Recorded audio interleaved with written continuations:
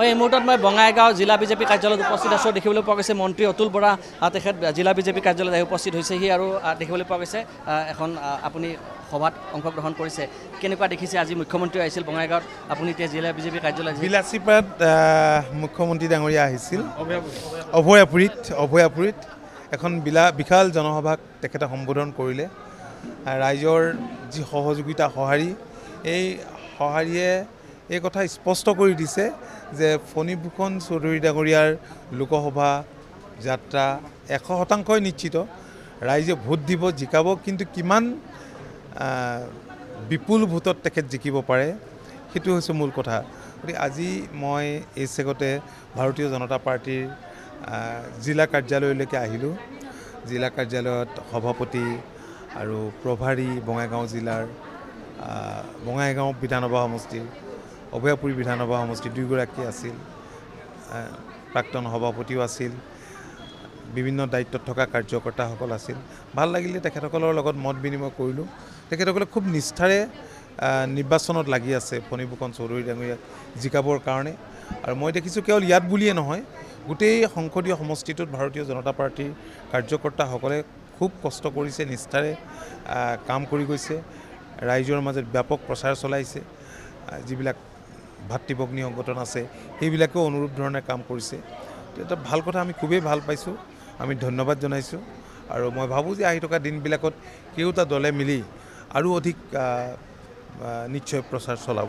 আজিও নিৰ্বাচন চলি আছে, আজিও 5টা লোকসভা সমষ্টিত নিৰ্বাচন চলি আছে। বিজেপিয়ে কৈ আছে যে 10খনে তেখেতসকলে পাব বুলি দাবী কৰি আছে। আপোনালোকে মিত্ৰ দল হিচাপে কেনেকুৱা দেখি আছে? আমিতো ভালেই দেখিছোঁ। মই আৰম্ভণিৰ পৰা কৈ আছোঁ, যিটো পৰিৱেশ NDAৰ সপক্ষে যি ঢৌ, এই ঢৌৰ পৰা এটা কথাই ধাৰণা হয় যে ৰাজ্যখনৰ 14খন আসনতে মিত্ৰজোঁটৰ প্ৰাৰ্থীয়ে জয়লাভ কৰিব। কিন্তু আমি বিজেপিক যেতিয়া আমি তেখেতসকলক আমি মন্তব্য সোধোঁ বা বিজেপিৰ যিসমূহ শীৰ্ষ নেতা আছে তেখেতসকলে কয় যে 13খনহে তেখেতসকলে পাব, এখনৰ কথা বাদ দিয়ে, অৰ্থাৎ ধুবুৰীখন তেখেতসকলে বাদ দিয়ে আৰু ধুবুৰীত আপোনালোকে তেনেকুৱা কথা নহয়। মাননীয় মুখ্যমন্ত্ৰী ডাঙৰীয়াইও তাত এতিয়া প্ৰগ্ৰাম কৰিব। তেখেত আগতে পূৰ্বতে যোৱা নাছিল। তাত যিটো ডেম'গ্ৰাফিৰ ওপৰত ভিত্তি কৰি কথাখিনি হয়তো তেনেকৈ ভাবিছিল, কিন্তু এতিয়াতো আপোনালোকে দেখিছে তেখেতেও বিভিন্ন সময়ত ৰাইজক তেখেতৰ ধ্যান ধাৰণা সম্পৰ্কে স্পষ্ট কৰিছে শেহতীয়াকৈ। আৰু মই নিশ্চিত ধুবুৰীৰ আজি যিটো পৰিৱেশ, কাৰণ বদৰুদ্দিন আজমলৰ প্ৰতি মানুহৰ বিশ্বাস আৰু আস্থা একেবাৰে নাই, হেৰাই গৈছে। কাৰণ 3বাৰকৈ আগত জিকিলে, কেৱল জৰা পোকা কৰি ধৰ্মীয় উন্মাদনাৰ সৃষ্টি কৰি।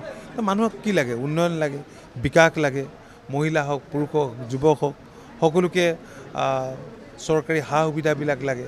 গতিকে বিকাশ আৰু উন্নয়নৰ স্বাৰ্থত এইবাৰ মানুহে ভোট দিব। আৰু আপোনালোকে দেখিছেই যিটো ধাৰণা নিৰ্বাচনৰ আগত, এইকেইটা দিনৰ আগত কৰিব পৰা নাছিল যে ধৰ্মীয় সংখ্যালঘু মানুহে এনেকৈ ছাপোৰ্ট দিব। কিন্তু যোৱাকালি মুখ্যমন্ত্ৰী পৰহি সভাত লাহৰীঘাটত আৰু বিভিন্ন ঠাইত ধৰ্মীয় সংখ্যালঘু লোকৰ যি সমৰ্থন NDAৰ প্ৰাৰ্থীৰ সপক্ষে, এইটো অভূতপূৰ্ব। আৰু এই কথাই প্ৰমাণ কৰে যে এইবাৰ গৰিষ্ঠ ধৰ্মীয় সংখ্যালঘু লোকে আমাক সমৰ্থন জনাব। কেন্দ্ৰীয় মন্ত্ৰী কিৰণ ৰিজিজুৱে এটা মন্তব্য কৰিছিল আৰু সেই মন্তব্যটোত আছিল যে কিৰণ ৰিজিজু ডাঙৰীয়াই সেই কথাখিনি আজি স্পষ্ট কৰি দিছে নহয়।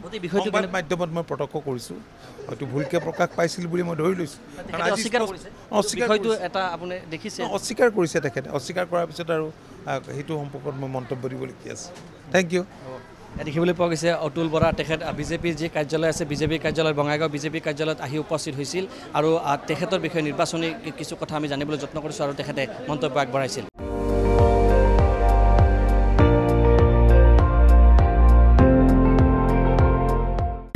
আপুনি চাই আছে ND24, সৰ্বশ্ৰেষ্ঠ নহয়, সৰ্বোত্তমৰ দৌৰত।